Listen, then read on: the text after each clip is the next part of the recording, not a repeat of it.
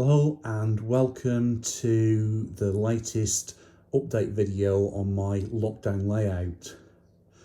Today I'm going to begin by talking about the scale model scenery diorama baseboards.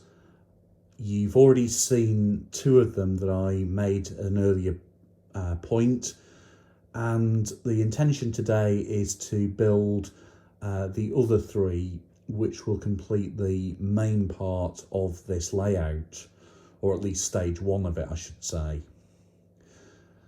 My intention is to build these up and then I'll hopefully show you a bit of the building process to show just how easy they are to put together. These are basically excellent little kits. It suggests in the paperwork that you put them together without any glue at first, just to make sure that everything fits and you know where things go. But then after that, you literally just use PVA glue to put things together. Everything is pre-drilled and very easy to use.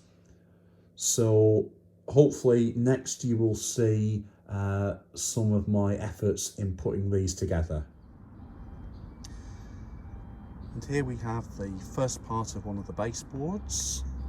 I've put PVA glue on, just letting it dry off a bit before I add the final back part. You also get with these kits, which is really good, these little pieces here, which allow you to very easily connect together two baseboards. You've got a central hole for your wiring to go through, and the other holes are for attaching to the next baseboard using the screw pack that's also, not screw pack rather, what these are together. So hopefully that gives you at least a bit of an idea how these are put together. And here we are with the three baseboards now made up and partly connected together. You'll notice that the end piece is put together a little bit differently, which does make it a little bit more awkward, but far from difficult. Just to show you how the baseboards are connected together, let's just focus in on this. So you've got a nut and a wing nut, I think that's what you call them, isn't it? So you have basically 4 washers, 2 screws and 2 wing nuts in each of the regular baseboards, and 1 set in the end pieces. At the moment I need to find the other spare piece, other spare wing nut to fix the end piece fully on, rather than just with 1 at the moment. There are those 2 pieces that go between the baseboards to give you the right spacing. It gives you a nice and solid kind of connection. So hopefully that gives you a bit of an idea about these baseboards. I think, as I've already mentioned, they're from scalemodelScenery.co.uk. I actually believe that they are currently shut for business because they're moving to a new premises. So although you can still order from them, I believe that orders won't be processed now until early in July. However, I would still very much recommend their products. So there you are for now. And here we go. All 5 baseboards now connected together. This isn't obviously the final track layout. The far line probably needs to be a little bit shorter than that, because the idea is it will just hold a few wagons, probably 3. So it might well come up to just the end of that middle board there. The middle line, I haven't quite decided yet. It might connect up to the nearest line towards the end, possibly as a bit of a run round loop for the main loco bringing the freight into the goods yard. But as yet I haven't quite decided on that. As you can see though, it's looking like a decent run now, and with the fiddle yard on the far end we should have something that is quite operable, at least for shunting and general playing about with goods stock. Now, talking of good stock, here is one of my fairly recent acquisitions from Accurascale. This is a set of their HUO hopper wagons. The livery of these is the later, here we go, British Rail ones for private usage. NCB at, and I'm going to horribly butcher this pronunciation, I'm sure, Onthwin Colliery, something like that. So let's take a look at these nice wagons. Well, this is literally the first time I've opened it. So we've got a nice bit of history about the wagons.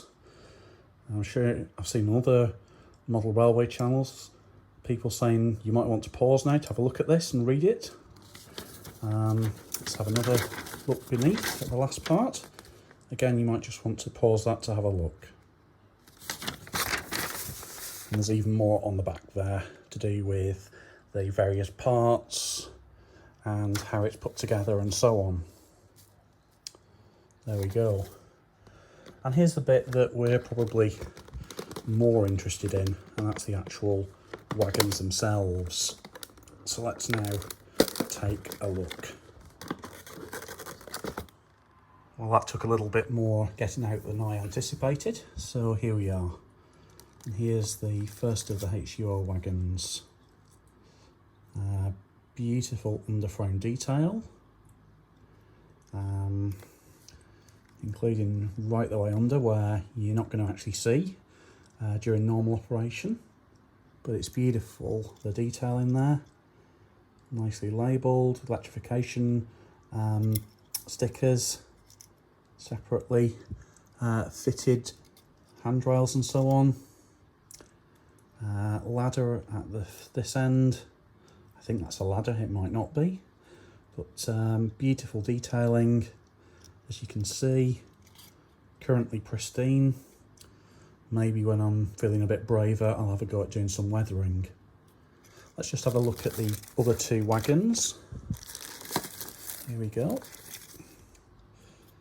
So we've got this OE73069.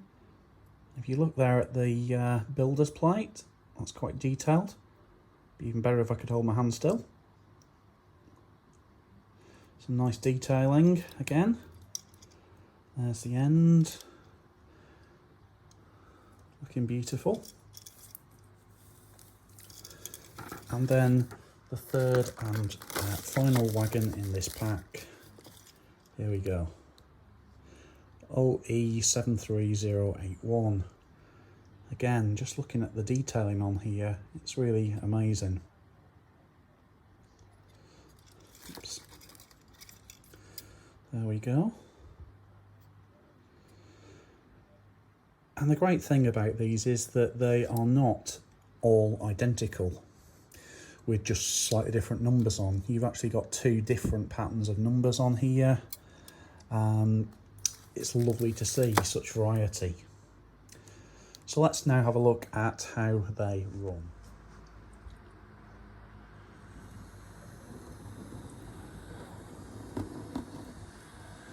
Here we are.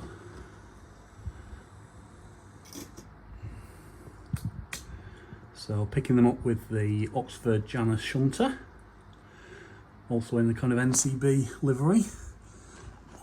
And it would appear that we have managed to stall. Oh, no, we're good. Here we go.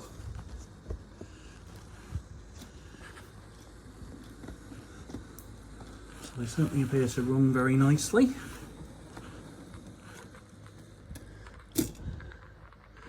Now that might well show a bit of an issue with some of my ideas here, because without using a fiddle yard, I'm not going to be able to get 3 wagons in that space for coming out of that siding. So we might have to have a little bit of a rethink there, but hopefully that will still work okay. It would certainly work with 2 without any problems. So maybe we need to just have a little bit more of a think about that as in terms of the layout here. But let's just have a look at how they go backwards. I don't imagine there's going to be any difference, but I think it's always good to see rolling stock in action, preferably without derailing on the points. Let's have a look again. Oops. Nope, still having problems. I suspect it's more likely to do with my track laying than with the Accurascale wagons, because this is effectively my first proper try on these. So let's just check that out now. Much better. Possibly a little fast to be prototypical, but my wife says I use the word prototypical far too often. This may be true, but I don't think it's going to change anytime soon. And forward again.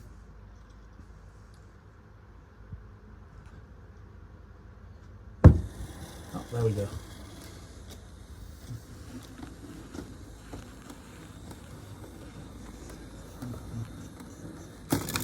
Oops. Yeah, we might have to have a look at that. But yeah, these look to be beautiful wagons from Accurascale. Hopefully these will be a mainstay on here when I choose to run it in more of an industrial later era. So there you are. That's my update for today. As I've already mentioned, I built the other remaining 3 baseboards, which you can now see down there. We have connected things together. I've put some temporary track out just to give you an indication as to the sort of thing I have in mind. So the next things to do will probably be putting the back scene in place, hopefully a little bit better than I did with the first back scene that you can see here. And then we'll be looking at track laying, making sure that it runs properly, things like that. The other thing I've got to take into consideration is how I connect the baseboards in terms of the track, because the idea is that I want this to be able to be moved around, so I don't want more than 2 baseboards to need to be connected together all the time. I've looked at a few options on YouTube, one of which involved copper nails right at the very end of the boards that you're going to split, and then solder your rails to that. That might well be a decent option. I shall certainly have a look at that and maybe have a bit more of a play. But if you've got any other ideas, please let me know in the comments below. So that just leaves me really to say thank you for watching this update video today. Please like the video, subscribe to the channel if you haven't already done so, and hopefully there'll be another update next week. Thank you for watching. Bye.